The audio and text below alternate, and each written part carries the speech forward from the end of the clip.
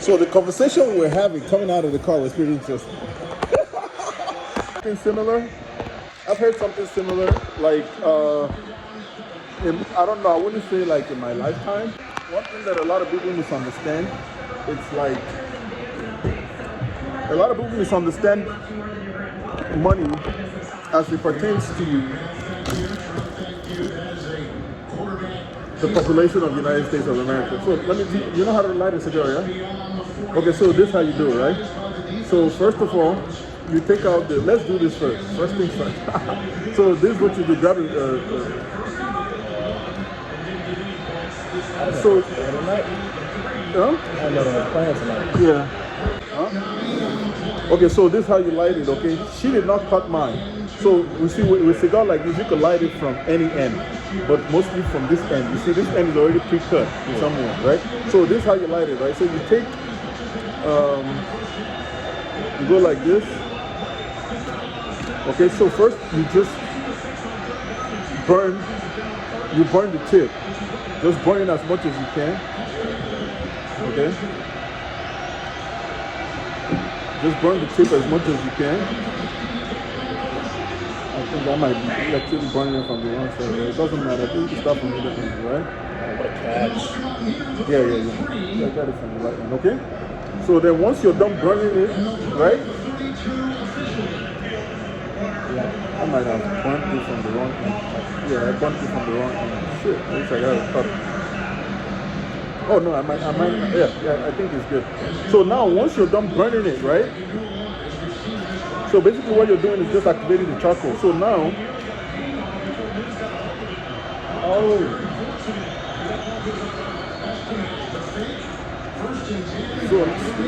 so now what you do is, now you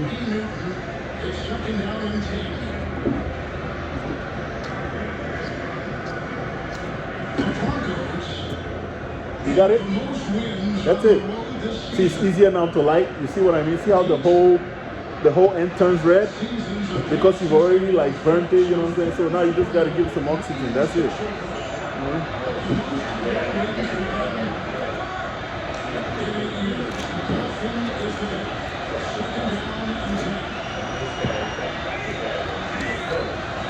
I think it's the wrong end. The wrong end. And then over there, you can just put your hand in there so your cigar is not touching the table.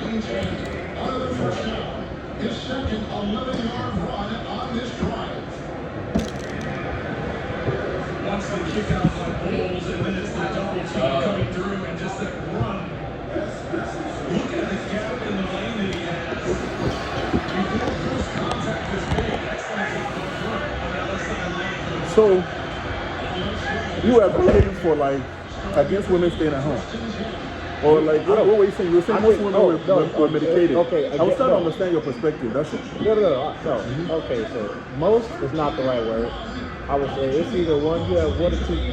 Back then, it was only one or two situations. Okay. It was either they would stay at home because it was forced like that, or you would stay at home because of servitude. And they wanted to be there because of servitude. But poor men could not afford this life. Yeah, but I was thinking on that part is to say, like, you were talking about how the women wanted you to pay for everything, and I was really trying to get to the main problem is that they're not accepting the servitude. Nobody wants to be a stay-at-home wife. They're trying to have the women's rights, but not have the women's work. But you can have it both ways. You can. So your understanding that for the most part, at the end of the day, like most men are the ultimate feminists because they have given women the rights to vote. They have allowed women the rights to work. Intent is why some men aren't the biggest feminists. Huh? Now, so you could say you're trying to take care of your woman, build a life, but there's a man who generally just wants a woman to serve him. Like there's a difference. But how many women do you think that is? Because you see, when you talk about men. No, because when you talk about these things, right? Yeah. You gotta give me a percentage, right? Like we know there's a percentage of men that are raped. We know that a percentage of men that are chauvinistic. Everything is about a 10. But the question is this, right? what percentage, is it enough percentage of those people for society to be like changing laws and be concerned? That's my point. You see what I'm saying? Well, at the end of the day, you ask the one question: do you want your wife to stay at home? The answer is yes for all of those people. Now, what the reason is different, but at the end of the day, you ask the question: do y'all want your wife to stay at home? People might say yes. The man who genuinely cares about his wife wants to build a family going to say yes. The man who just wants a woman to serve him, all going to say yes. So but how many percentage of men do you think just want a woman to just stay in the house and do nothing, just servitude? I think that's the ultimate goal. That shows you. But you know, women today crave that. They want that today. And I think as a which man, is why I think as a man, you can brag like, yeah, my wife she's a stay-at-home wife. You are showing to everybody that you yourself is able to make enough of a living to carry a whole family. But you see, it's been proven time and time again that at the end of the day, most women don't know what they want really, because some men give their wife the ability to stay at home. And they want to work. Yeah. And they give them the ability to go work. She wants to stay at home. And think about it. And that's where you got to start evaluating your women. Yeah. And that's two very different ends of the spectrum. Wanting to work and not having to, and not wanting to work and having to, and not working while wanting to work is two. That's someone who's driven and someone who wants a handout. No, that's not true. These two people exist in the same person. But at least you know women live on a spectrum, right? Yeah. Like a prostitute could change their mind one day and decide they want to be a wife. But that don't change nothing. But it changes a lot. It changes a lot. Who you are is who you are. You can't change the fact that when that man, you get quote unquote husband walking down the street, you may see quote unquote businessman that was coming to you every Thursday. That might just be his boss. You can't change that past. But what I'm saying is this, right? Would you marry such a woman and put her in the house and no? Okay, you wouldn't marry her, right? No. So now, who would marry these women? The man that wants someone who serves him. The man No. I'm not talking. I'm talking about like the women that sell their bodies, right? You said who would want them, and I'm telling you, the man that just wants a service, the man that just wants someone. But here's the thing: the man that wants a servant, right? What percentage do you think are these men in population? The men that want the prostitutes. 80% of the men that want the prostitutes. No, do you think they're majority or minority? How many men? What percentage of men would you say go to the strip club? Because you see, it comes down to percentage. One will have a problem, right? Like let's say for the pandemic. We're taking the whole. Let's talk about percentage, right?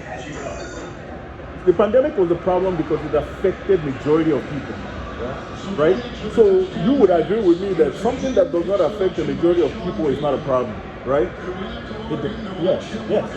It depends what you. If you're saying majority as like if it affects 49 or less, not a problem. That's totally different. It's all about relativity. If it's I'm talking. It's not about facts. It's not about relativity. Yes, it's about but facts. if you say something is killing 33% of the population, you can't say that's not a problem. But that's a fact.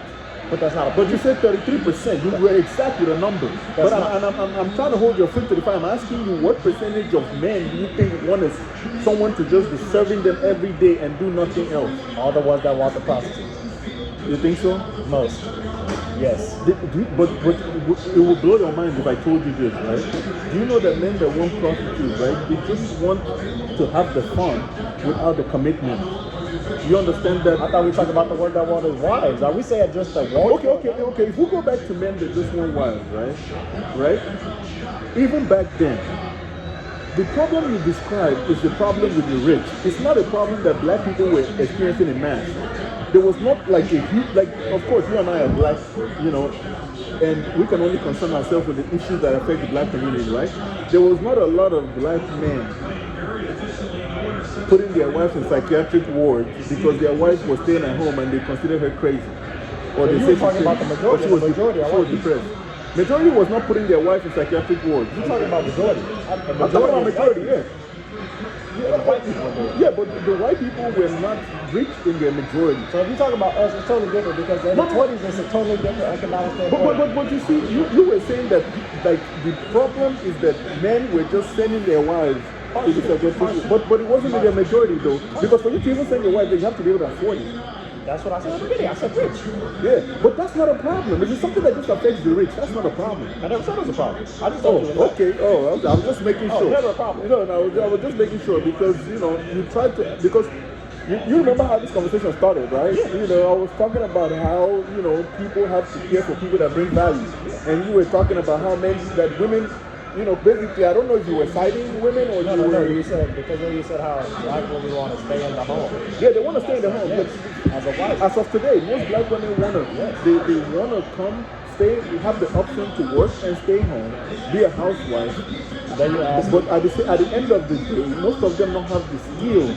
They don't have the skill set that it takes to be a housewife, which is, for example, why you know, I would assume that's, you know, there's a white girl that met your, what do you call it, criteria. You know what I mean? You had a criteria, right? And she met a huge portion of that. Yeah. So for that, someday you're hoping to be able to give her that option to either work or stay home, right? If you guys end up married. yeah. But that is not, you see what I'm saying? The picture I'm painting is that that's not a huge number of the populace. It was never a major problem for everybody else. It was a problem that rich folks had.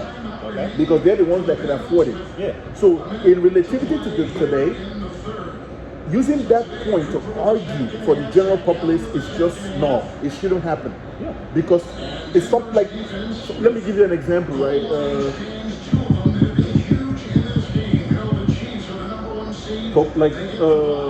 Cocaine. You saw how they treated crack versus cocaine in the 80s. I don't know if you ever... How they treat it now. You know, even now, yeah, exactly. You know how much cocaine you can have on you, how much crack you can have on you? Exactly. So the same thing. You see what I'm saying? The crack affects a larger population. Cocaine is basically a rich man's drug. You gotta have some bread to be able to see what I'm saying? So when it comes to cocaine, we cannot say it's a pandemic or an epidemic. You see what I'm saying? Yeah. Because it doesn't affect a huge population. Now, what I think is that what you're talking about is a point that feminists hijacked and they used it as an argumentative point to push their agenda. Because what was happening to those rich women, those rich housewives, was not happening to every woman in America. But that was, yes? It was happening like regular folks, regular middle class, poor folks were not experiencing that. They didn't have no man putting them in the house, paying 100% of the bill and wanting servitude. That was not happening. You see what I'm saying? Even as much, I would even go as far as black folks. Black folks didn't have that power over their women. Well, that's totally different. Yeah, black men never even had that power. So black women has always been working in the home. Exactly. So it's not even, that problem is not even existing in the black community for the most part. Yeah, there were like pockets of rich black men. Hey. You know what I'm saying? Okay. You know what I'm saying? Oh. So there was pockets of rich black men probably that, you know, had that experience. But for the most part, that was not the reality. Oh, Pat. Come on, Pat.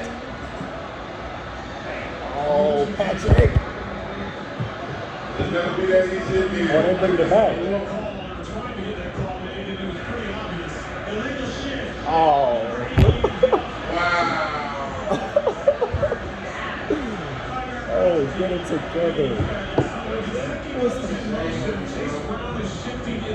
But yeah, no, I was really saying, because you were talking about, you said the black women didn't want to stay in the home. Then you said they want the option. Yes, They want both. And then You see what I'm saying? But you see, like the white women, for the most part, most white women are realistic because they come from a structured home for the most part and they've seen their mom work their whole life. And the ones that have seen their mom being a housewife their whole life, they were raised to be wives too. Yeah. You see? So the ones that their mom has worked, they know how to play in both settings, right? And it's a joy when they can be actually retired as a housewife. Today, women crave that same thing that they ran from back in the 20s. yeah. You see what I'm saying? But the difference is They have the option. They want, some people want both. They can't have both. You can have both, exactly. So I was just trying to understand. I was trying to understand your point. But I was saying that they want Because what you said earlier sounded like a strong feminist talking point. Because feminists always go to the point that men were just like taking women and dumping them at like psychiatric wards because the women were crazy. No, that's not what was happening. Some of them, yeah. Some of them, yeah, but not all of them. You know, because even then. But at the overall, it was just that they weren't really allowed to work. It was just that simple, like that. But now they finally have that ability, and most of them don't want to work. Now they want to stay in the home. Yeah, including your mom. You know, because I remember I had a conversation with your mom. My mother's single, so that she has nothing to do with that. No, I know. Like, but if she had the option, that's what she would prefer. But that same thing from the past that women bucked against, they're coming back and saying they want that now. Yeah. Because they've experienced what men experience. Like you right now, if you have to do 80 hours a week, you have no excuse. Yeah, because you have to. I would look at you as a loser, your dad would look at you as a loser, your girlfriend, everybody would look at you as a loser if you say you don't want to do it. But if a woman says she don't want to do it, guess what? We'll be like, oh well, we got to accommodate her, we got to find a way to accommodate her so she stays at home. She could use kids as an excuse. She could be like, oh well, the kids are trying, I need to stay home, you know. But don't forget, these people gave men grief about this, the ability to wake up every day and go do what men do. Wake up and go pursue their career or whatever it is. That's why you find a woman that works. But I'm saying, finally, but the thing about it, you never know which one is going to switch up on you because it's not definite. Just like men are defined, right? Like you right now, there are people who have their homies switch up on them. There are people who have... No. We're not talking about homies. We're talking about men with integrity. Yeah. Like your dad cannot switch up and say that he wants to be a stay-at-home husband. Okay, no, and his, like you cannot. And his wife with integrity can't switch up and say, "I'm tired of working right now." But she can do that if she wants to. If it's not in, if the house can't, if the house bill, if it cannot support it, yeah. But remember, what is the number one reason people divorce? Money. Finance. Exactly. So she can want that. And if a man cannot offer it, it can lead to a divorce. You see my point? That's not a woman with integrity. You need to find yourself a woman with integrity. What I'm saying is that integrity could switch with feelings. As we know, women are very loyal to their feelings. Yeah. You know what I'm saying? And that feeling can change at the drop of a hat. That's why. You see what I'm heated moments, you always give your woman an option. Every argument in the beginning of my relationship, always just, you can leave. And she never did. So you really got Nigerian blood. If you ask my girl, all the arguments, you're mad, so you always mad, so you want to leave it? No, but you want to sit down, work it out, talk it through. A woman with integrity. But let me ask you a question. You've been with a black woman before? Yes. I mean, that is, it is serious as a relationship, but I admit it's like a relationship with a black woman, yes. What would you say is the difference? Okay, so the one... Just for you, not for everybody. The two that I have, I would say... It was just the situations of where it was like that. So the one girl, she was what was she? She was Kenyan. Mm-hmm. She was from Kenya. Mm-hmm. She literally was from Nairobi. Okay. And we talked for a while. Okay. But after our freshman year, when she went back to Kenya, she decided to transfer. She went to North Texas. Oh, okay. So like some things, it was all the black women out there were like, okay. So the other girl. I mean, we were just cool, like, I don't know, like, we were just, like, me and her, like, we had a good relationship, we was cool. I don't speak to her no more, she has a boyfriend, obviously, like, she has a boyfriend from her hometown, like, she has a boyfriend from her hometown, like, something I'm just like. So, like, she's closer to home. My girl, she wanted to move, she wanted to go to a city, like, that's what she wanted to do, she wanted to travel, so, like, she wanted to be somewhere popping, she wanted to be out there. So, then, like, that's why it makes sense. Life things start to align up. Yeah. That's the, life is life like this. A lot of people don't buy things that are alive. They're not finding people that are alive with them. Oh, it's very difficult these days to find them. It is. It's very difficult because most people, they don't communicate effectively. At all. And then at the end of the day, you find out down the line, after time has been wasted, that you guys want different things. And me and my girl, when we argue, it's not really like that part, but to your point about not communicating. Yes. Me and my girl argue. Say it get a little quiet, right? And she just randomly says sorry. Yeah. I'm gonna ask her, why are you sorry? Yeah, like, that makes sense. Like I'm not. But you gotta define it. You gotta define it. Yeah. You're not just. We just can't say sorry for So like, if you're not really sorry, you can't tell me why you're sorry. You're not sorry. Exactly. Right now. Exactly. You're just trying to calm me down. You're trying to placate me. You might try to calm yourself down. That might be it too. Yeah, that might be it too. You're right about that. But I need you to vocalize exactly why you're sorry before we can talk again. Yeah, I'll never just say sorry out of the blue for nothing. Yeah, I hardly apologize to anybody. Because I make an effort with my life not to harm anybody or hurt anybody. You know what I mean? Your relationship, if you fighting against each other, it's like a competition in your relationship, that's where shit starts to go wrong. And most relationships these days feel like a competition. Exactly. It's like they're competing against each other, you know. And I would say for the most part, it usually starts, you know, with basically like in most cases, women that want to have more say, and in very minor cases, men that have low self-esteem or are not very ambitious. You know, hey, you want to be easy with that. You can't go too hard on that. You got to pace yourself. You know, he could get you high for real. He could make you throw up too. Oh yeah, I know that. Yeah, I don't see that. Yeah. So you want to be careful, bro. You know. But yeah, my girl, she's a worker. Like my girl right now, she at work 4 days in a row. That's good. She make her own money. She buy her own shit.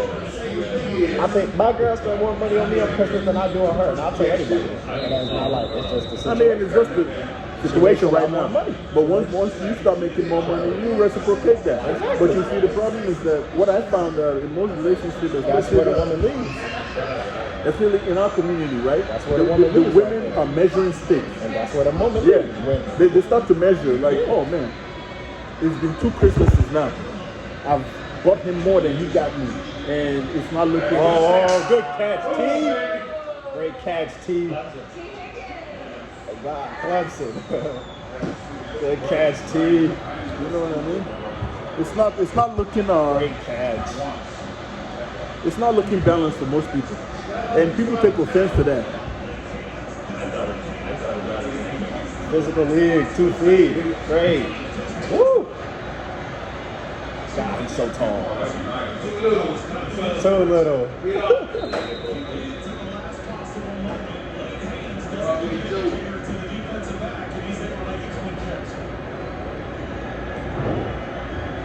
Their defense is so bad.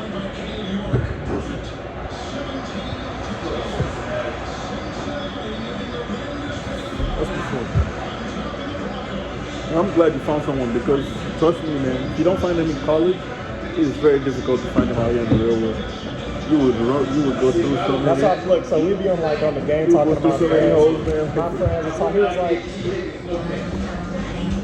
I think I'm gonna settle down to like 30 plus. I said, bro, you gonna be struggling after that, man. It is weird. But the truth is this, right? If you don't find them now, you would actually become a better man in the future. Because like most In men, some cases, because yes. most men start to peak like after 35. Yeah. Like me right now, I mean, you saw when I started with your dad. I'm not the same guy I was back then. I have more money, I have more everything. You know what I'm saying? I just have more age. So men age like wine. As they get older, they get finer. You know what I mean? Like you ask any man here, as they got older, they got more money. But women, as they age, they don't get more beauty. You see what I'm saying? So it's reversed. And I think it's a funny game played on us by the universe, so that you as a woman could cash in your chips early. And if you don't blame nobody. When like I've been telling a lot of young guys, right? If you don't find your wife in high school and in college, forget about it. Like just wait till you're rich. Yeah, you know what I mean? And just marry someone 10 years, 20 years younger. You see, like what's his name? The dude from BTK. Yeah, don't do that. Don't do 20. No, you can marry 20. I mean, what is better about 20 years old younger than you? Like you're 40, you marry 20-year-old. What's wrong with that? Okay. What's wrong with that? Tell me. Like, tell me one thing that's wrong with that. What are you gonna talk about? Why do you have to talk to her? What do you mean? You just need to communicate. That's my wife. But you need to communicate. You don't need to talk. Dog. No, that's not. Your wife is not supposed to be your best friend. Let me tell you a couple of things, right? No, because some of these things you're saying, right? You see, there's this programming in this country that you wouldn't know it till you start to travel the world, right? You see how men around the world relate with their wives. Yeah. There's a girlfriend, there's a fiance, and then there's a wife. Yeah. In the feminist concept, there's polyamory and all this other stuff, and then there's a partner. That's when you see women start using partnership. Because the truth about it is that you and a woman are not partners. How? I'll give you an example, right? If let's say for example you live in the house, right? Where you guys live, you guys buy a house, right? Someone breaks into the house, she would expect you to perform certain duties, right? She would expect you at least to protect her. Let's say you guys are walking down the street, someone just show up and just punch her in the face. Simple human nature, male and female, yes.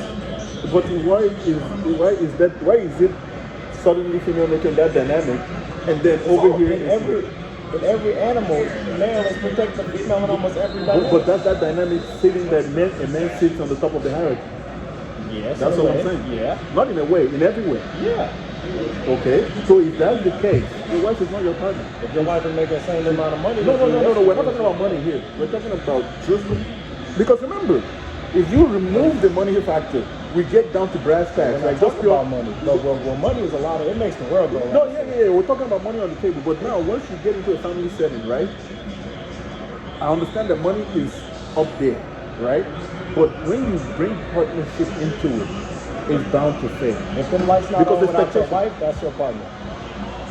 I don't understand. Say that again. Your wife leave that house and things become harder for you, that's your partner. And now if you cool, if she can walk out there, you cool, then okay, you can start saying that. Yeah. If you start struggling without your wife in the home, that's your But partner. do you really want a partner then? Yes. You don't want to be solid on your own? Obviously, but like that's the thing. You have two people that can be solid. Like that's the thing. If you have two people that can be solid on their own and have okay, we're gonna come together because we've chosen each other. But that's not why you married me. That's not the use of marriage. So why use of marriage is continue to legacy. It's not for just share money to share income. That's not the reason why. Well, when you start, If you had all the money in the world, would you look for a partner? Yes. Really? Life gets very lonely. Yes. But you will look for a wife. A partner. Do you understand what a partner is? Yes. Pull out your phone. Look up the definition of partner. Someone in a team, 50-50. You want to do 50-50 with I'm not a doing 50. Like, see, that's the problem. I don't ever use that word. That word right there is killing our people of our color. 50-50, yeah? I could get on a whole red about that. I would say no. You go ahead. Talk to me about it. 50-50 is ruining black people. That singular phrase is But ruining that's black exactly people. what I just said right now. 50-50 comes from partnership. And that's the problem. We have to throw away that word. But you see, but listen. Partnership is I rub your back, you rub mine. But listen. If you rub a woman's back, can she really rub yours in every way that you want it to be rubbed? I'll give you an example. Go ahead. In college, I ain't told nobody this yet. You're the first person. Yeah. When at college, when I was working, I had a time where I had to work, and I didn't have a bank account up there. So them checks was going to a bank that I could not cash. Who was cashing them? My girlfriend. No. This college, bro. Let's talk about it. Real world. And okay, thank you. It's college. She could have looked at me and said, "There's a lot of men doing better.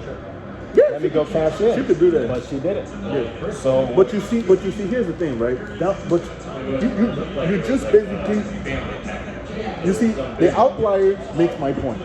Because down the line, let's say something happens tomorrow, you get to instead of your $10 million goal, right? You hit 100 million.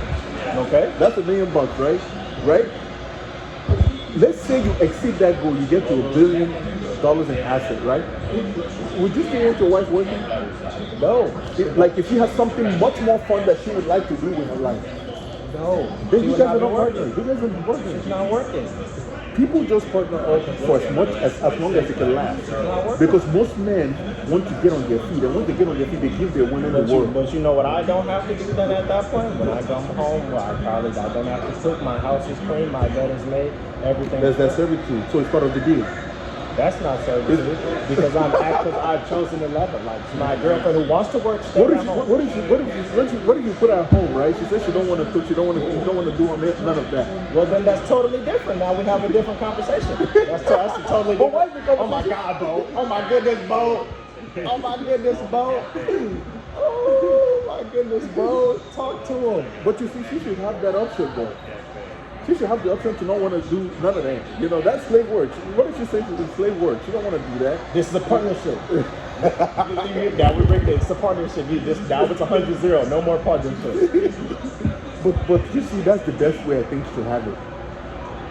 I think that's the best way to have it. Would you agree?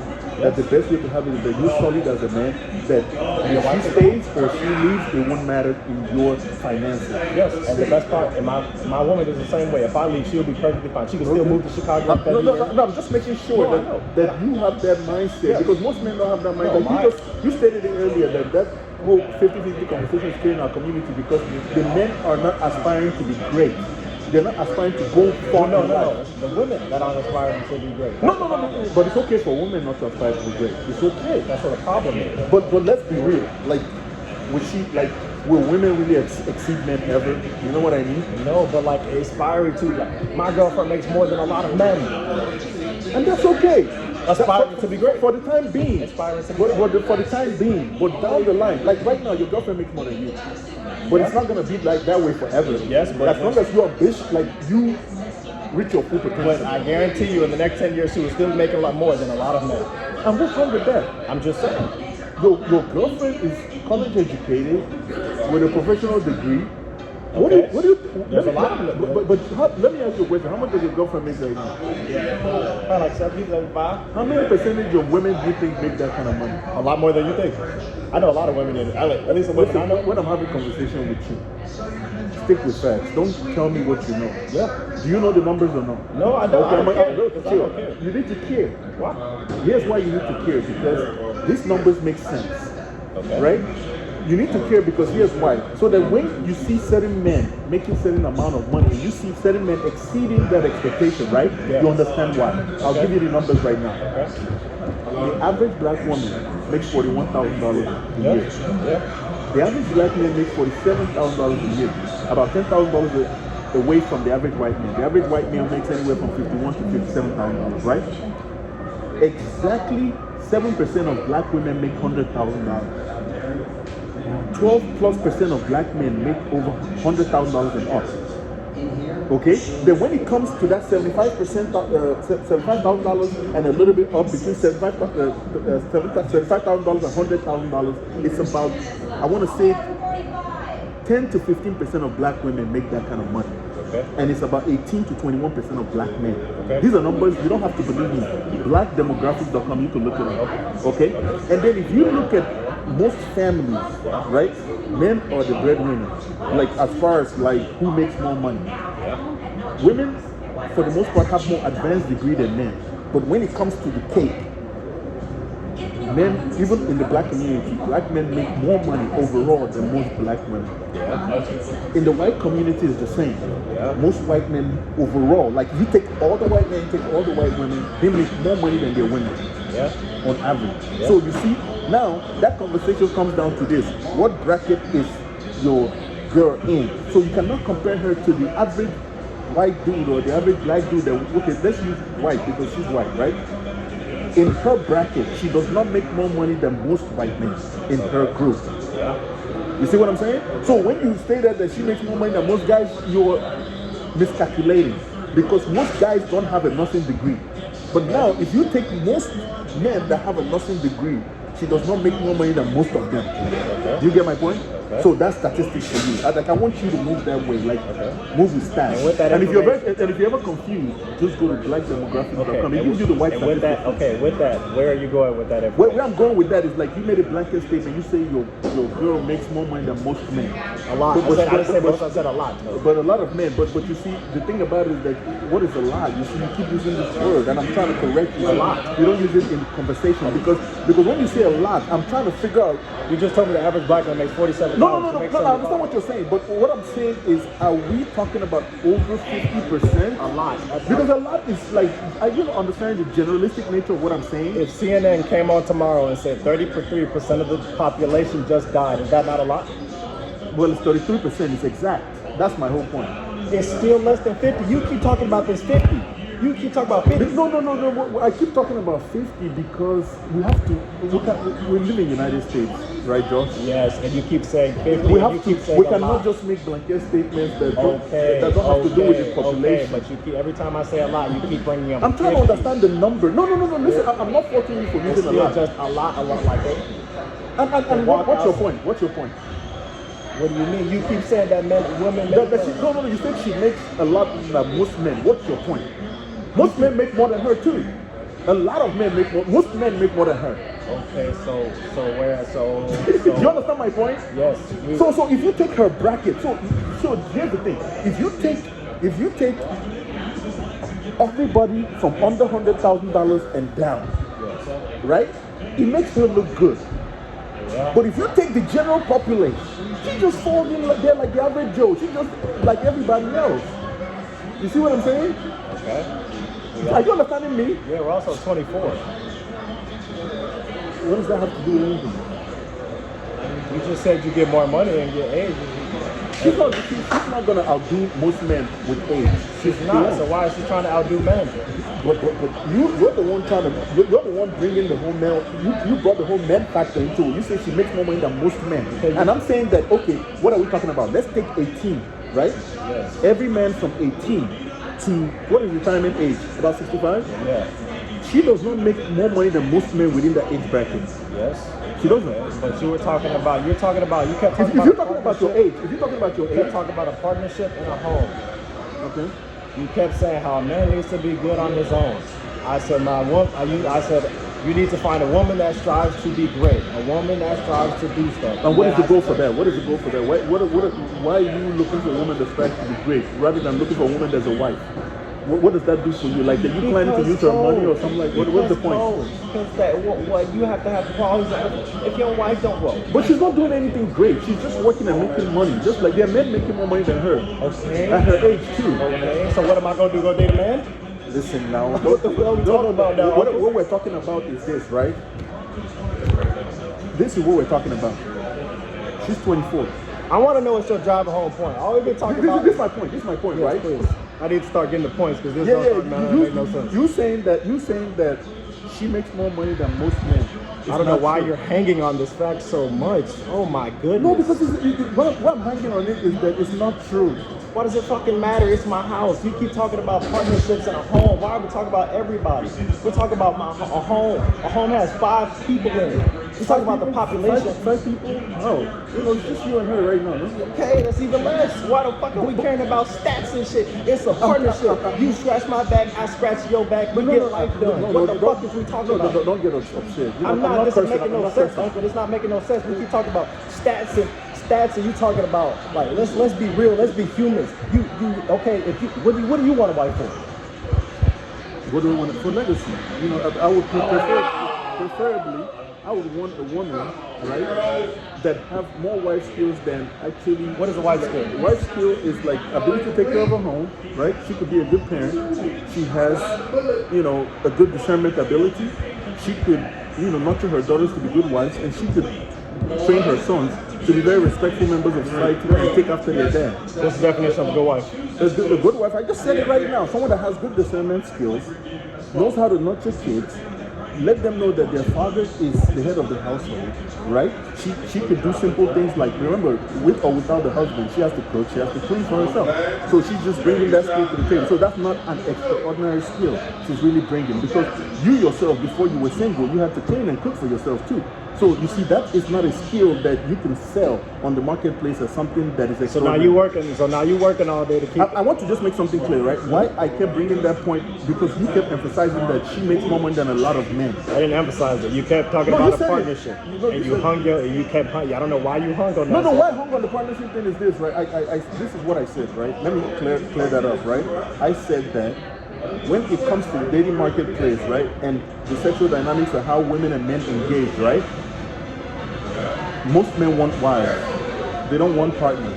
But the feminist agenda has tricked men into looking for partners. Because at the end of the day, that's where that competition factor you're talking about comes in. Because as a wife, you guys have a we factor, right? You guys smoke weed. I do care. So why do you smoke? You told me earlier that you smoke weed when women come over. If that's their shit. Because I don't plan to marry these women. If I did, I would have married them. So you're wasting your time. What are you doing with your? Now we have to start questioning. What are you doing with your time now, Uncle? What am I doing with my time? I cannot have girlfriends. I cannot be. You talk about building a legacy. How old are you? I'm 39. Okay, you got about 60 years left, and with every passing day, you just getting high with the hose. Well, what did you just say? You say you got lucky, right? You vetted this girl, and she happened to be the right one. There was a point in your relationship, and you were like, "This girl will make a good wife," right? How about have you ever considered the possibility that the people where my life has taken me, I've not met such a person? I'm just because we can use our experiences. Yeah. Right? Your dad is married. Yeah. Your mom is not. Okay. You see what I'm saying? I think my mom isn't married on her own volition, but yes, that's another conversation. Well, okay. So let's just take it that it's a possibility that you cannot, like, you have not met the kind of person that you know, that, that you see, that you feel like, okay, this person I can, because nobody goes into a relationship like and sees red flags and like, you know what, this person is going to leave me tomorrow, or this person is a bad, this person is not someone I can rely on, this person is not a rock, right? And you proceed with the relationship. That's not what you did.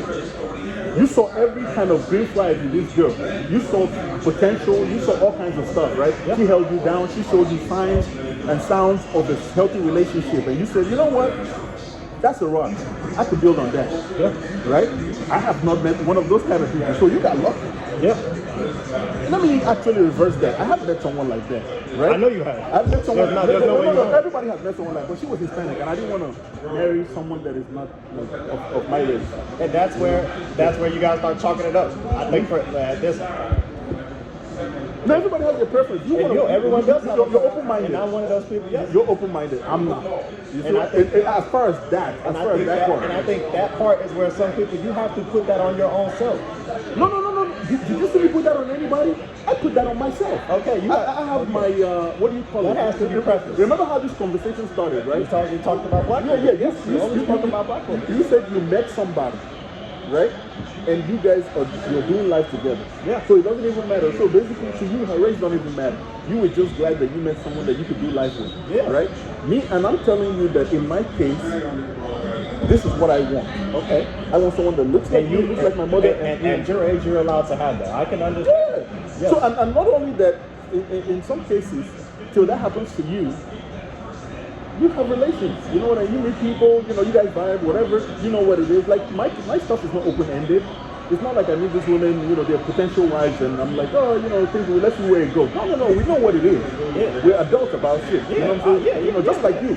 You dated a couple of girls before you met the girl that you want to marry. Yeah. So we allow these things.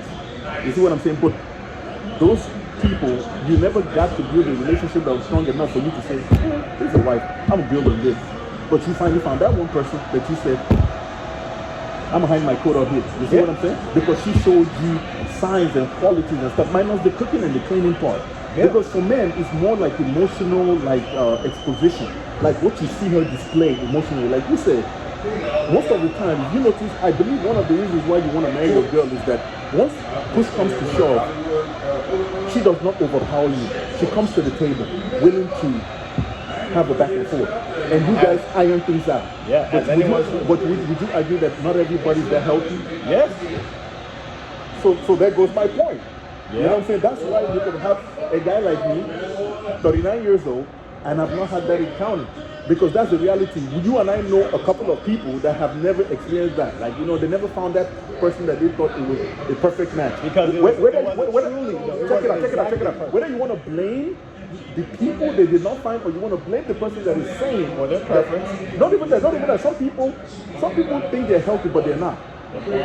You see what I'm saying? And some people are healthy, but they've not met a healthy person to couple with. You yourself are healthy-minded. Look at the home you come from.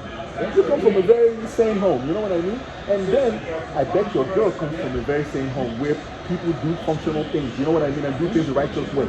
So, how would I say it? Destiny brought you guys together. What should I say now? Is there a possibility you could have gelled with a Kenyan girl if given more opportunity? There's a possibility. Yeah. You see what I'm saying? But that's just life. It's just life, exactly. So it can work with anybody. But the question is this, right? What are your boundaries? What are your, what do you call it? What are your non-negotiables? Yeah. That's where, you know, the time is the road. That's where it gets rough. Yeah. You know what I mean? Because some women will be like, you don't make enough money for me. You know what I mean? Yeah. And then another person could be like, you know what? Money doesn't matter to me. And it's usually the person with money that says money don't matter. Exactly. You see what I mean? So, not even the person. It's usually the person with money that's. I would say it's usually the person with exposure. Most of the time, I think. Because remember, because there was a time your girl wasn't making that much money. and she was still down with you, right? Yes. Exactly. So you see, it wasn't the money factor per se. It was just the culture. But it was the upbringing. For us being in college, she was still making a decent amount of money. Like, Man, but I don't think the money was a factor then. You still have potential. Bro, let's not negate your potential, bro. You're just starting out, bro. One day we're going to be having this conversation. Me and you going to sit down again, and you're going to see that money is not an object anymore. Like, I've been out here in the real world longer than you, right? Yeah. Money is a very funny thing, bro. Ask your dad. You see your dad. Your dad has gone like this and gone back. You know, like, money comes and goes. You know what I mean?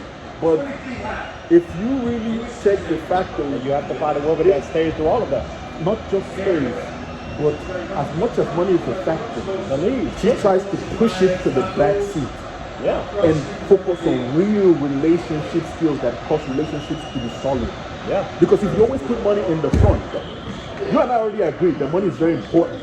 Yeah. Most relationships break because of money. Yeah. But I would even argue with you that the reason why money breaks most relationships is because they're not solid in the first place. Did you agree or not? Yeah.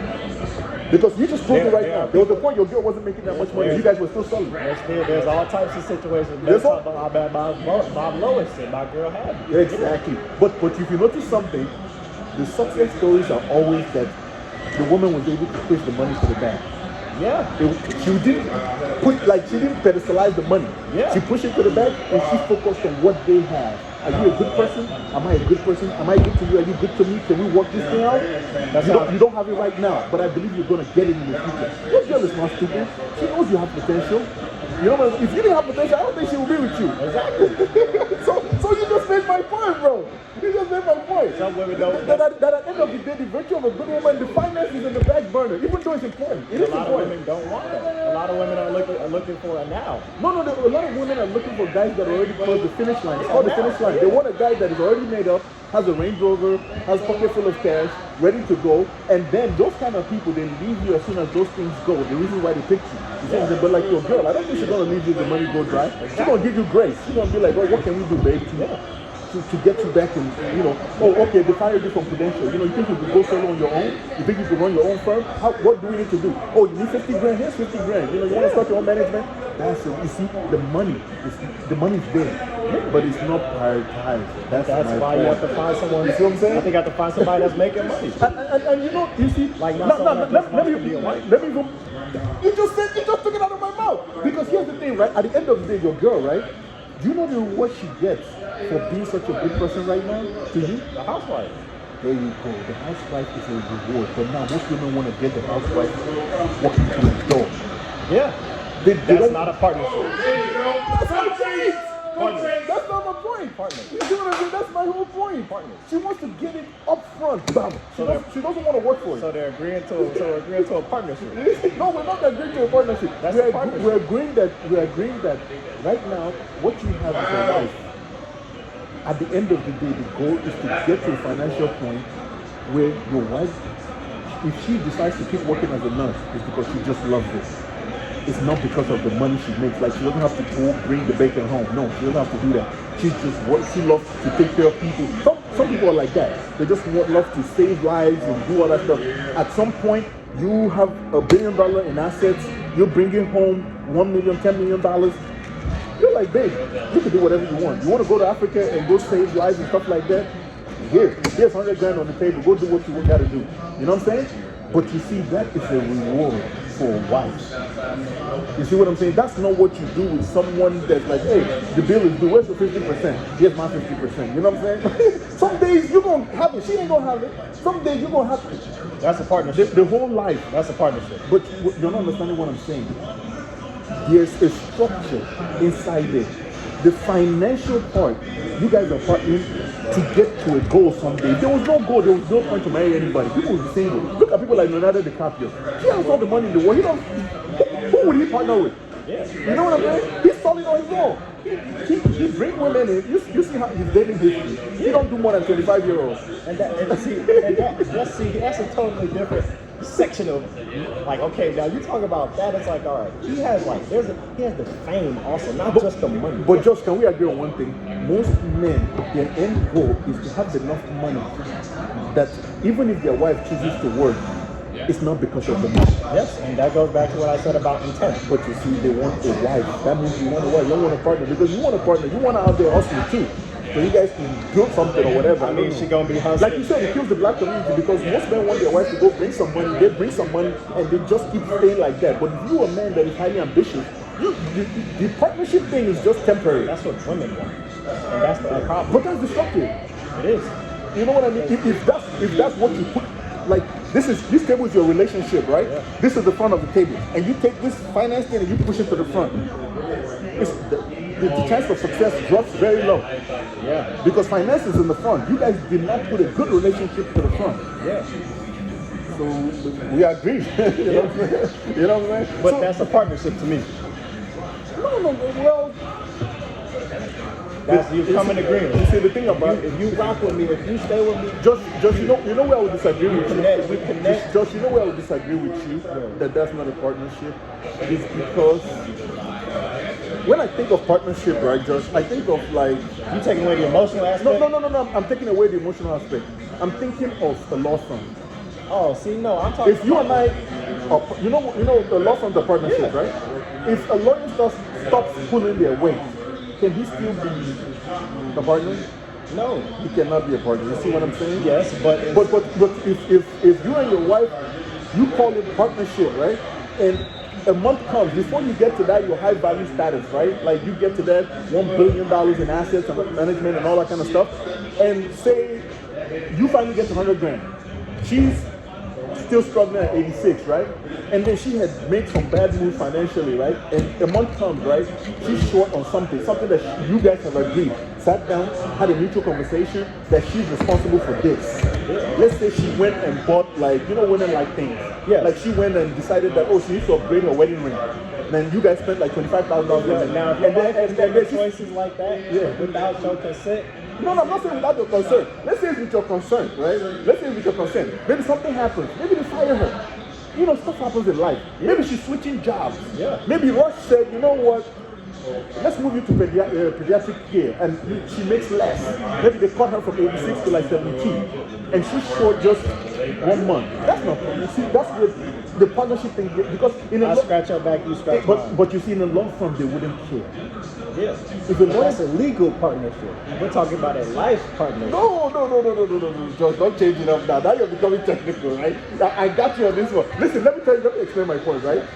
Remember, when you get married to her, you're going to sign a legal document. So that's if you want to call it partnership, it's the legal one. Okay, still, thank you. Okay then, still a partnership. But you see what I'm saying, though? Like, if you choose to be a partner, I can get community rights of property that is only available to married people. When I die, my house can't go through probate, can't get none of the estate tax put on it. You know why? It's gonna go straight to my wife, my legal partner. Well, if I sign a community rights of property, here's all I'm trying to get you to understand. Just I think I can simplify it in a couple of sentences, right? Partnership is a loose term that came up during the LGBTQ activism, right? Men and men, women and women were viewed as partners. Heterosexual relationship is not viewed as partnership. It's viewed as a husband and a wife. You're talking about official term. I would never come up to someone and say, "This is my partner. This is my wife." Okay. I'm not saying I would never refer to my wife as my partner. I totally understand. I'm talking about the relationship of scratching your back. You scratch mine. Today it might be 50-50. Tomorrow it might be 60-40. Oh, definitely. Tomorrow it might be 100. Then let's just call it what it is. Why don't we just call things like what they are? She's your wife. That's it. You know what I'm saying? Yes. You know, you guys are in a marriage. Yes. That's what a marriage is about. Yes. You know what I mean? Because here's the thing, Jose, I hope you understand why I'm stressing what I'm saying. I'm lost. I'm trying to tell you, I see my wife as equal. Okay. That's okay. And that's okay. I think when you stop seeing your wife as equal, that's where abuse happens. No, that's not true. I think so. I don't think your wife is your equal. Now it depends. Now I'm not saying she could come in and talk to me any type of way. Obviously not. Like they're still like that. They're like. But you know there are instances where that happens. Yes, but at the end of the day, I'm also not going to come and talk to my wife crazy. I'm not going to call my wife out of her name. I would never do nothing like that. Now, but that's where the vetting process comes in. You're hoping that you pick somebody, you pick the right person, right? That you guys have the very good understanding. Because obviously, like I said earlier, that's also respect. There was something she did. Listen, don't forget I'm a man too. I got two balls like you. Yeah. There's something she did at some point. You were like, man, this chick could be a wife. Yeah. And there's some girls you've been with in the past. There's something they did. You're like, yeah. You see what I'm saying? Mm-hmm. So basically, that title comes with a label. It's an action. It's a mindset. It's not just what you give to anybody. Because if it's something you give to anybody, the first trick that you did, you just wife her. Yeah. But she did not have the mindset. You know what I'm saying? That's where you rightfully said that title is hurting the black community, because women are coming out here and saying, marry me, let's be partners. And then most men stupidly do it, not looking for the wife attribute, not looking for a wife. And then they get into it and find out this person is just finding someone to do life with. They really don't like you. They really don't care about you. They just want someone, because they cannot pay a mortgage by themselves. They just want someone to do it. Yep. And then down the line, once the house is paid or she divorces you, she keep the house. You know what I'm saying? Or they divorce you and they keep the, like, I'll give you a perfect example. Like Shaquille O'Neal and Shawnee O'Neal. You know, you heard what she said. Like, she never liked the dude. Now that's a classical example of partnership. You know what I'm saying? Where it doesn't work. She just stood there just to cash in. Yes, and they weren't married. They were just and I would say that is predatory on her part. Because think about it, right?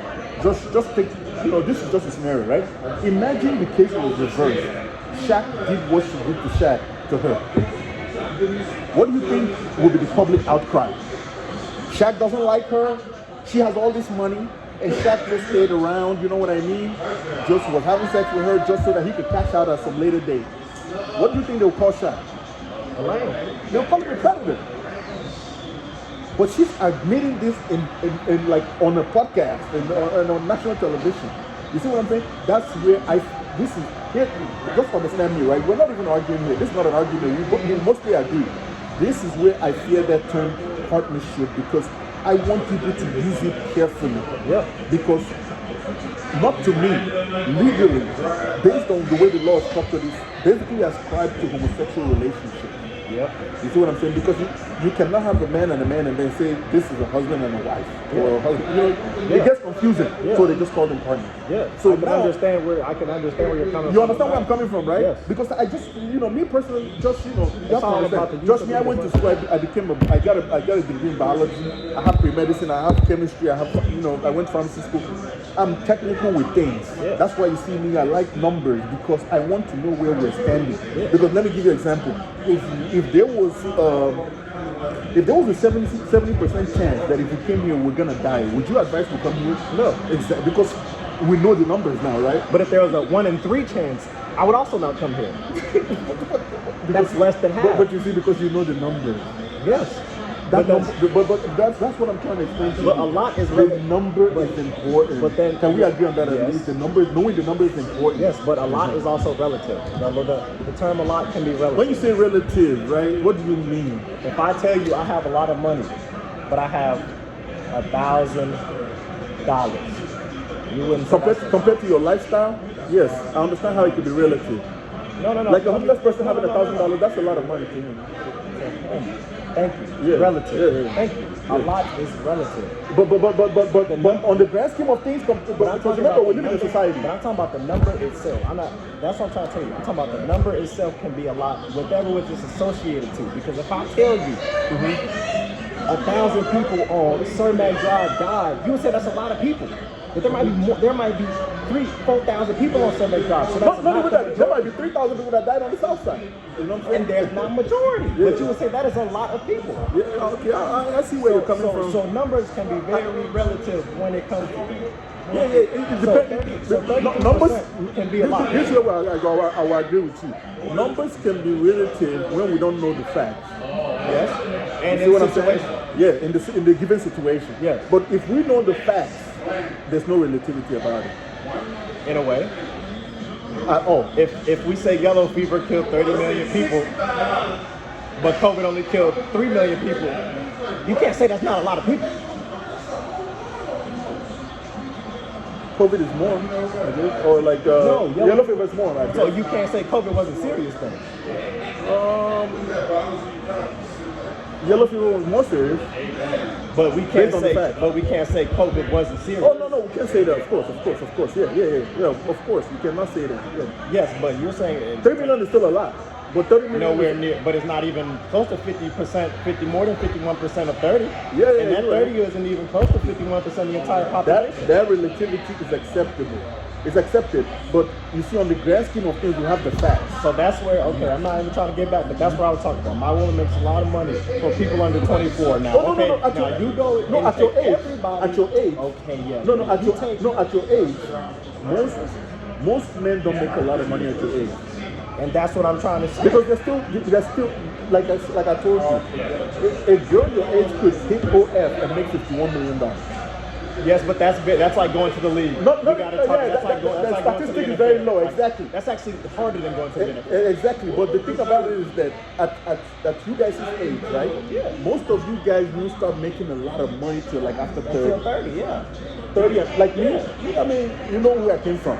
You know, like I didn't start seeing serious money till after 35. Yeah. And even more so after 37. And then even more so after 30. Like seriously, I'm pinching myself right now. I'm wondering what 40 has to offer. You know, like by the time I get to 40. Because just this year alone, in car rentals alone, between my dad and I, we did $300,000. You see what I'm saying? And then I have, you saw me loading up catalytic converters in the car. We have the repair shop business, the body shop mechanic. We have so. By the way, that's where my conversation comes from about like school being a waste of time for me, because if I stuck it out and worked as a pharmacist, I would never have that growth potential. You see what? I would never reach 300. What kind of pharmacy gets 300K? You got to be working like research, coming up with a drug for major pharmaceutical like Upjohn or Big Pharma or like what do you call them, Merck or one of the big names. You see what I'm saying? You have to, and that is like a slim number of people.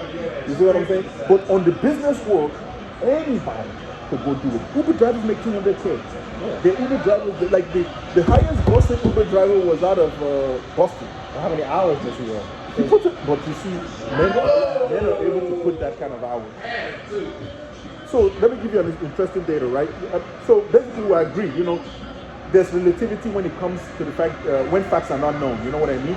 But when facts are known, it's basically clean cut. You know, yellow fever is killed more people than COVID. Okay, yeah. So now let's go back to something like Uber. Uber came up with a statistic, right, when they were talking about female equality, why that men and women, that Uber is robbing women or something, you know what I mean? And then Uber dropped the statistics, right? It shows that men are more prone to drive longer hours, and not just drive longer hours, stay on the job for longer. Like a man will start Uber in 2017 and do it for 5 years straight, you know what I mean? And then for those 5 years straight, he might be single, he might have no children, and he would work 18 hours every single day for 5 years.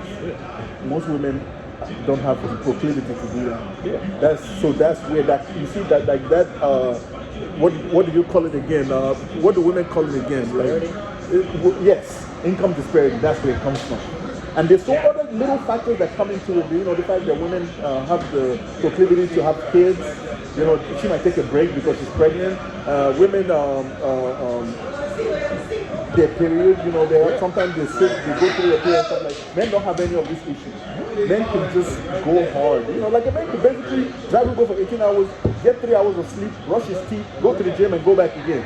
But women have to like care for their hygiene, or especially when it's that time of the month, do all these other things. So these are the things that come into the fact that in most cases they can never catch up to men in income, because men don't have that just biologically.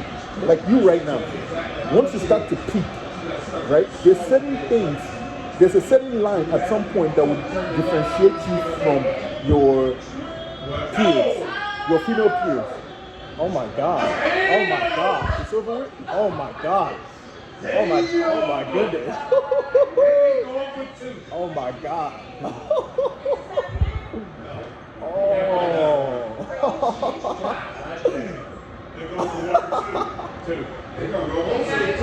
So what's your, do you have a plan? Like, what's your plan? As in? I'll give you an example, like my plan. Like, right now, I'll show you some of my plans. It's on that phone. I can't show you right now. I have my next 15 moves. I have it on that phone. But in general, my plan is to grow this car rental business and move into a facility that will have my last name in front of it. So basically a family-owned business. And then I can now have all my facilities, all my businesses in one place. So the body work, mechanic work, mechanic work, car sales, retail, rental, everything in one location, and then eventually have a junkyard in there. Then once I got to that level where I have all those 4 businesses in one location, my plan is to go to Africa and establish the same thing. You see what I'm saying? That's my plan. You know, at that point, you know, revenue is like exceeding $1 million, you know, a year. So that's my plan. You know, nobody ever taught me about this, you know what I mean? I have to figure this out on my own because having a plan really helps. Because then every time you feel like you're getting out of focus, you can always go look back on your plan. And actually, this plan I'm telling you, I have it drawn on paper. I can't show you right now, it's on the phone, but I'll send you a picture. So like having a plan, a concrete plan really helps. It's a good GPS for where you're trying to go in life. You know what I mean? Because at any point, you know where you're supposed to go, and you just fine-tune certain things. You say, okay, this is not, let's modify this a little bit, let's modify that. But at the end of the day, everything is geared towards reaching that one goal. You know what I mean? But you know there's a roadmap to get to it. You know what you're supposed to do first, second, third, fourth, like that. You know what I mean? And then along the way, you just keep adjusting certain things to make sure you're on the path. Yeah. But no, I'm gonna work with Credential. I say probably 2 to 4 years. Okay. See where I am from there, and then after that, you know, get some skills under your belt. Yeah. Meet some people, and then either build relationships, man. It'll go along with it. Hopefully maybe move to a bigger firm. So I'll start there with Jones, Raymond James. Okay. And then either that or do investment banking. So what's the end goal? What's the end goal at the end of the day? What do you want to have lined up? Like me, end goal for me, have all those businesses I'm telling you about all in one place, then have multiple of them around the United States, and then go to Africa and have the same thing all over, like in as much countries as I can in Africa. Yeah, that's my goal. Right, just open a firm. Oh, Probably Chicago. Oh, okay. Yeah, that's good. Yeah. But once I get there, then that's like the main goal. Okay. Then I have to work from there. That's what's up. It's just good to have that. You know what I mean? Because it's a proper guide. It's the proper GPS to have down towards any path that you want to go. Because if you don't know where you're coming from, you'll never know where you're going. Because nobody gets out of the house and just starts driving without having any destination. They won't get anywhere. You know what I mean? So.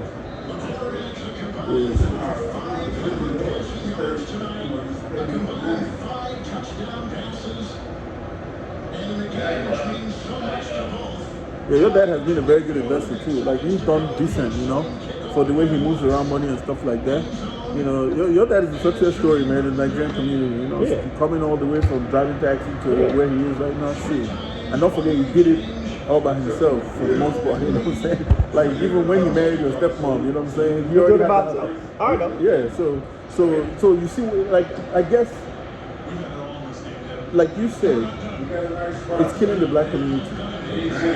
When I'm talking, some of my mindset, you have to understand, is from a Nigerian perspective. You know what I mean? Because we think different about these things. Yeah. Like we don't see our women as workhorses. We don't see them as partners.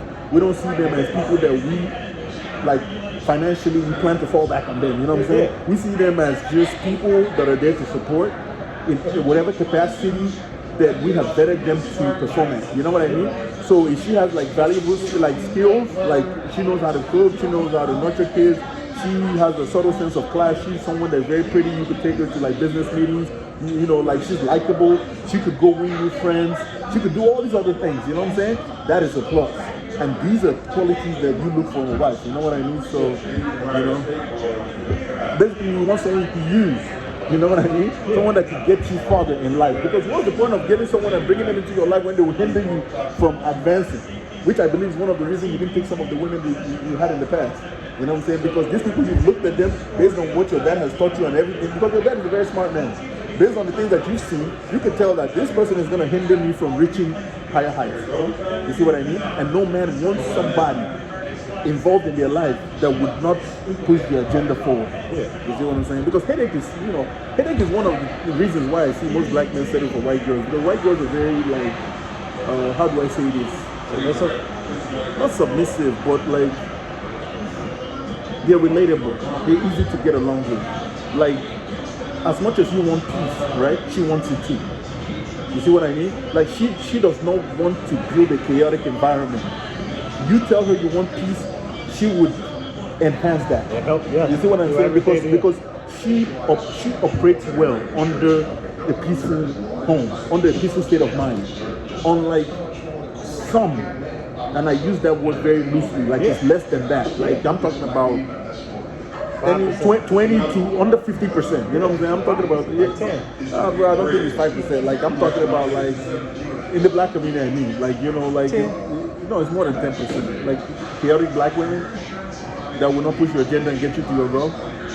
Man, they're ruining NFL players' lives out here. They're ruining musicians' lives out here. They're ruining CEOs' lives out here. Like you know what I'm saying? Like even like white men are marrying them and divorcing them, you know what I'm saying? Like, so like, that number is pretty high. Come on, let's be real with ourselves. That number is somewhere between 25 and 40% of like real ratchet women that will not push your agenda in the black community, you know what I'm saying? Because don't forget, like, what is it? I forgot that 35%, I think it's 35% of black men are married to black women. Something like that, of all total men, because 57% of black men are in the middle class, all black men. 53% of black men are single and childless. Okay? So if 53% are single and childless, now you have to subtract 53 from 100. Now you're left with what? 47. Then out of that 47 you have the gay ones. Then out of that 47, you have the ones that don't want children, like that you know, they don't conform to. So they just be themselves. They just be themselves. Then they have the married ones in there too. The ones that are like 85% are married to black women. Yeah, the ones that are heterosexual and they want marriage. You know what I'm saying? So they marry black women. And that's where the narrative is messed up. That's where the narrative is messed up. You see what I'm saying? That's also people always talk about that problem. Like I don't like. But you see where that narrative actually catches up is that the divorce rate is pretty high too. I don't like the phrase "black girl get involvement," but I definitely have my fair share of. Oh, you definitely look like you like white girls and stuff. But Josh, you see that statement tells you something. Yeah. They know that over there you're more likely to find peace. It's like they're telling you, we know there's peace over there, and that's why you guys go over there. Why don't you just come put up with us? And that's where that thing comes on, where black women make a statement such as, you can deal with me. Yeah. Who wants to deal with a difficult person? Who wants to like wake up in the morning and, oh my God, oh man, today I have 5 clients. Oh shit, I gotta deal with my wife. You know? Who wants to be like who in their right mind wakes up and says, this is what I'm gonna do today. I'm gonna see my 5 clients. I'm gonna take my car to the mechanic and say, oh, my wife, I gotta deal with her. You know? You see, that's a horrible mindset. Yeah. And I think that's something that comes from the parents. Yeah. You know what I'm saying? And I think it's like, see, listen, as an African, right, I've invested a lot of my energy studying what is right and what is wrong about the African American culture. I think the introduction of feminism and the sexual liberation really hurt the black community a lot, because there was a group of white women that told black women, convinced them that they should join them in this match. Like, remember, you rightly said that people were putting their wives in asylums or whatever in crazy people's homes, and these were not very rich black men, because black men were not the holders of wealth. So we now know where this was happening at. It was happening in upper echelon white communities, right? So at the end of the day, why are black women joining this match, this movement that does not concern them? That's where the denigration of the black family started, and it went downhill from there. So now you see today, the average black girl dresses in such a way that she thinks her worth is in the way she looks. But now you see, like, your girl, when she dresses, she's very, I would assume, she's very like conservative, or she's very reserved. She's not too. She don't be showing her tits, ass, you know, just dressing like crazy, you know, like she will not come, you won't even let her come, there is better, you know? You will not let her come around like that with your dad, showing nipples, all kinds, you know, like her clothes with holes, you know, by the underwear area, you know, shit like that. But you see, there are homes out here where people invest more money in prom than in their house. You know, than in their house. No, in their house, like actually in their house. Yeah, so I remember doing prom, I think prom last year. This was before I got the Maybach. I still had like the Range Rover. I just got the Range Rovers, the 2 of them. Yeah. And for the prom, like it was mostly black families that were renting out. And the days they were renting the cars, so I was like, shit, these people are actually invested in this thing. But now you look at the marriage and divorce statistics, you're like, I have a what's it called, a friend, not a friend, we had a teammate. Yeah. And when we first got to college, we were all talking about prom. He was like talking about his like car. I'm like, he said something about, he was like, yeah, he was like, where you get that car from? I was like, my garage. We don't rent over here. We don't rent over here. He was like, oh, we bought the bed. You know, I was screaming. I'm like, first of all, y'all didn't own that. He was like, you didn't own it either. I said, we got that car at the garage and I drove it, I swear. oh, he saw yours. He thought you guys rented it. Yeah. I'm like, we don't. He was like, where you find that? I'm like, my garage. But you see, the narrative is kind of different. Yeah. Because now he was expecting your story to be like his story. Yeah. But your story is very different from his story. Your story is, It was good, thank you. your story was one of ownership, one of a different reality that he has experienced. The prom, based on how he looked at it, was the highlight of his life. And you He had these you like looked at $500 shoes. He had like his football picture inside his suit jacket. I had a simple Super 500 suit from Joseph. but why? Because you knew that your prom was not the highlight of your life. At all. There's more to come. And I've noticed that that's what happens. Most people see the prom as the highlight of their life. Because even like I had this girl that I was dating, and she told me that she never thought she was going to make it to 21. Wow, where did she live? I mean, she grew up like a drug dealer killed her mom, and she turned out to be a very decent girl. Seriously, like I wouldn't like to, I would marry her, but like when you consider body count and experience and wifely like exposition, she doesn't have it. You know what I mean? Like most of the food she cooks is like experimental. You know what I mean? Like I was like, okay, you don't know how to cook. Let me go buy cookbooks. I spent like $500 cookbooks, but you still won't go back. So it tells me that she's very hard to coach. You don't want that. Like I bet your girl is very easy to coach. Like you tell her something that you guys need to implement in your relationship, she's very receptive. She's like, okay, this will make Josh happy. Let's do it. You know what I mean? But she's looking at it from this perspective, like I'll do it my way. But she's not looking at the facts on the ground. Your way is not working.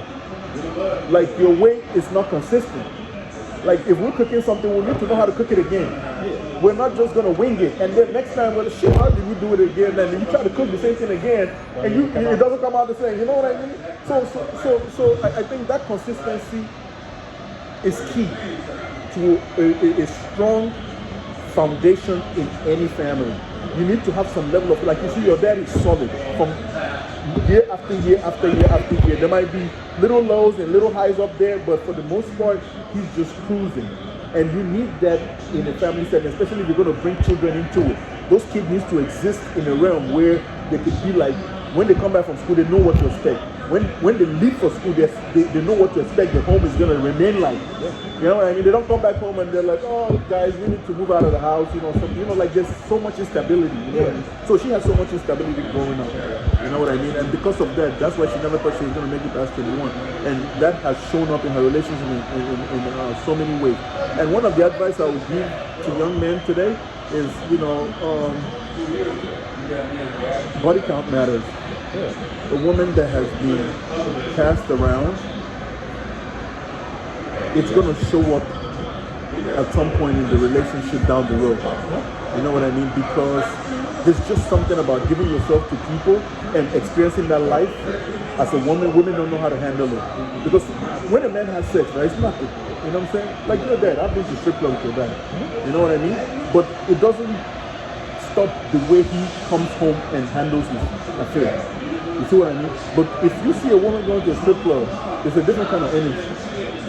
You see what I mean? Like the likelihood that she can stomach it the way a man would is very less than likely. You understand what I'm saying? Which is why I say men and women are not equal. That's where I rest my case, bro. You know what I mean? Just because of that lack of emotional strength, or the variation in emotional strength, how men have a stronger emotional strength than women. I really think that the person that you call your wife, or even if you want to go the partner route, you guys cannot be equal because of the things she cannot stomach. You know what I mean? Like me right now, someone could punch you in the face, you could get up, punch him back, and after you guys do it, maybe it's your friend, you guys shake hands and you move on, you never remember it again. A woman will never forget if a girl like punch her in the face and they get into a squabble, you know, like, hey, twin, you know? So that kind of situation, man. Yeah, man. Josh, you seem like you're solid, man. You know, like, just make sure you have that plan. Make sure you have side hustles, build good relationships. You know, I tell people there are 7 epithets of success. You know what I mean? You have to get good sleep, exercise, dress well, read books, make sure you're in good company. The network that you build, you need to watch it. You know what I mean? Yeah. You need to eat healthy, right? And then not only you need to keep your family close. These are some very important things. And then not only that, like if you right now, since you're gonna get married to this girl, you don't have to worry about this part. But let's say you're single, I would say, just find a means to have healthy sex. Even in like your relationship, right?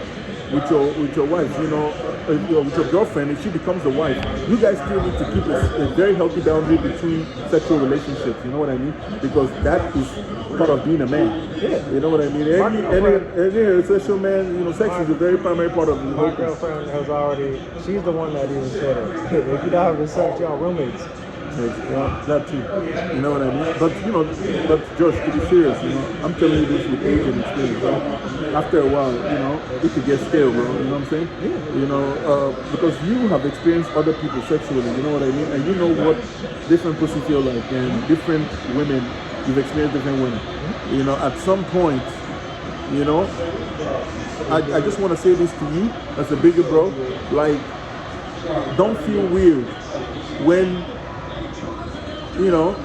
something else tickles you outside your home, you know what I'm saying? Yeah. I'm just letting you know, like, but here's the kicker, right? Compartmentalize it. It's not something you go share with your wife, go out there, make sure you take care of your needs, come back home and be a good husband or whatever it is you want, you know what I mean? Just be good, you know what I'm saying? That's about it, because where people get it fucked up is that they let the outside destroy the inside, you know what I mean? And that's where rubbish starts, because your family is a beautiful thing, and the last thing I'm going to tell you is this: don't forget, your wife is the only person that's not a member of the family. Yeah. She doesn't have the same blood as you, she doesn't have the same blood as your kids.